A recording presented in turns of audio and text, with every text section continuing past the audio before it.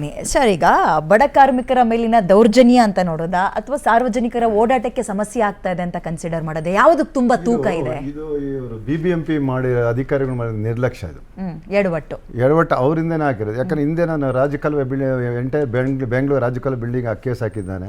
High court order ಆಗಿ ಇವತ್ತಿಗೆ 15 ವರ್ಷ ಆಗೈತೆ, ಇನ್ನೂ ಒಂದು ಬಿಲ್ಡಿಂಗ್ ಹೊಡೆದಿಲ್ಲ. ಹೈಕೋರ್ಟ್ ಆರ್ಡರ್ಗೂ ಕುಮ್ಮಕ್ಕಿಲ್ಲ. ಆ ಥರ BBMP ಅವರು ಮಾಡೋ ಕೆಲಸ. ಅವರೇ ಎಲ್ಲ ಪರ್ಮಿಷನ್ ಕೊಡೋದು ಅವರೇ.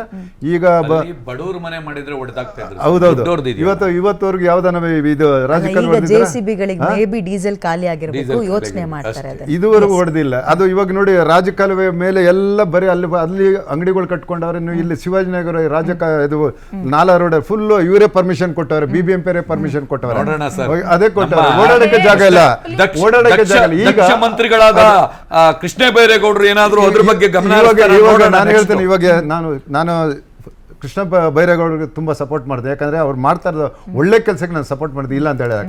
ಇದೇ ಬುದ್ಧಿ ಹಿಂದೆ ಸರ್ಕಾರ ಹಿಂದೆ ಇರ್ತಕ್ಕಂಥ ಮಂತ್ರಿಗಳು ಮಾಡಿದ್ರೆ ಇಷ್ಟೊತ್ತಿಗೆ ಈ ಪ್ರಾಬ್ಲಮ್ಮೇ ಆಗ್ತಾ ಇರಲಿಲ್ಲ. ಯಾಕಂದ್ರೆ ಇವತ್ತು ಫುಟ್ಪಾತಲ್ಲಿ ಮಡಗಿರೋ ಅಂಗಡಿಗಳು ಮಡಗಿರೋರು ಒಂದು 15% 20% ಇರ್ಬೇಕು ಕನ್ನಡಿಗರಷ್ಟೇ. ಇದು ಪ್ರಶ್ನೆ. ಇದನ್ನ ಕೇಳಬೇಕು. 20% ಇರ್ಬೇಕು ಕನ್ನಡದವ್ರು. ಬದುಕ್ತಾನೆ ಇಲ್ಲ ಇವತ್ತು ಕನ್ನಡದವ್ರು. ಅಂದ್ರೆ ನಾನು ನೋಡಿದ 20 ಇಲ್ಲ ಅಂತ ಕಾಣುತ್ತೆ. ಇಡೀ ಇಲ್ಲಿ ಕನ್ನಡದವ್ರು, ನಮ್ಮ ನಾಡಿನವರು ಅಂತಲೂ ನಮ್ಮ ನಾಡಿನವರು ಯಾರು ಇಲ್ಲ. ಬಡಬಗ್ರು ಅಂತ ನಾವು ಕರುಣೆ ತೋರಿಸೋದು ಹೌದು. ನಮ್ಮ ರಾಜ್ಯದವರು ಅನ್ನ ತಿಂತಾ ಇರೋದು ಎಷ್ಟು? ಈ ಸಮಸ್ಯೆಯನ್ನ ಪಾದಚಾರಿಗಳು ನಮ್ಮವ್ರು ಎಷ್ಟು ಜನ ಇದ್ದಾರೆ? ಇದನ್ನ ಅಡ್ವಾಂಟೇಜ್ ತಗೊಳ್ತಾರೆ. ಇದನ್ನ ಅಡ್ವಾಂಟೇಜ್ ತಗೊಳ್ತಾರೆ ಬೇರೆ ರಾಜ್ಯದವರು.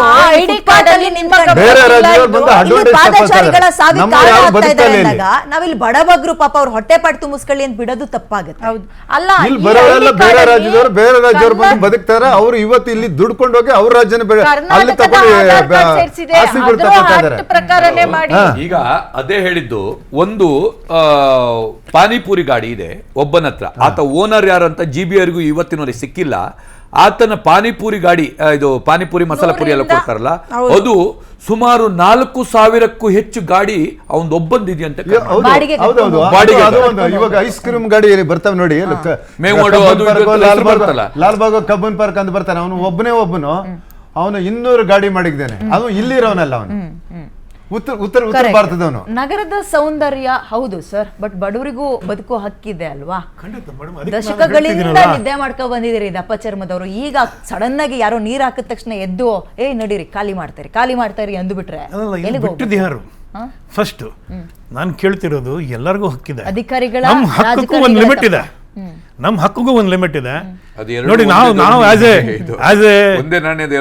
ನಾವು ಏನ್ ಮಾಡ್ಬೇಕು ಅಂದ್ರೆ, ನಾವು ಎಲ್ಲ ನೋಡಬೇಕು. ನಾನು ಬರೀ ವ್ಯಾಪಾರಸ್ಥರನ್ನಲ್ಲ, ನಾನು ಅವ್ರ ಹಿತರಕ್ಷಣೆ ನೋಡಬೇಕು, ಪಾದಚಾರಿ ನಮ್ಮ ರೆಸಿಡೆಂಟ್ಸ್ ವೆಲ್ಫೇರ್ ನೋಡಬೇಕು, ನಗರ ಸ್ವಚ್ಛವಾಗಿರ್ಬೇಕು, ನಮ್ಮ ನಗರ ಸುಂದರವಾಗಿರ್ಬೇಕು. ಅದು ಜೀವನ ತೆಗಿತೀರಲ್ರಿ, ಜನರ ಜೀವ ಹೋಗುತ್ತಲ್ಲ. ಅದೇ ಇವಾಗ ಬದುಕೊಂಡ್ರೆ ಎಲ್ಲ ಸಮಸ್ಯೆ ಸೃಷ್ಟಿಯಾಗಿರೋದು ಎಲ್ಲಿಂದ? ಸಿಂಪಲ್ ಪ್ರಶ್ನೆ, ತೂಕ ಯಾವುದಕ್ಕೆ ಜಾಸ್ತಿ? ಪಾದಚಾರಿಗಳ ಸಾವಿಗ ಅಥವಾ ಜೀವಕ್ಕ? ಬಡಬಗ್ಗರ ಹೊಟ್ಟೆ ಪಾಡ ಅಂತ ನೋಡಿದಾಗ ಡೆಫಿನೆಟ್ಲಿ ಜೀವಕ್ಕೆ ಬ್ಯಾಲೆನ್ಸ್ ಮಾಡಬೇಕಾಗತ್ತೆ. ಜೀವನನೂ ಇದೆ, ಅದು ಜೀವನ, ಇದು ಜೀವನ, ಎರಡು ಜೀವನ ಅಲ್ಲ ಮೇಡಮ್. ಏನಾಗ್ತದೆ ಅಂತ ಹೇಳಿದ್ರೆ, ನಡೆಯುತ್ತೆ ಅಲ್ಲ,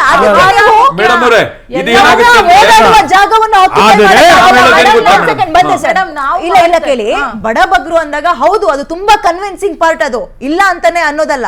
ನಾನು ಹೇಳಿದ್ನಲ್ಲ, ಜೀವನೇ ಹೋಗ್ತಾ ಇದೆ ಅಂದಾಗ ಅಂಡ್ ಆ ಜಾಗವನ್ನ ನಡ್ಕೊಂಡು ಓಡಾಡಬೇಕು. ಈ ಸೌಂದರ್ಯ ಬಿಟ್ಟಾಕ್ರಿ, ಜೀವ ಕಳ್ಕೊಳ್ತಾ ಇದೀವಿ.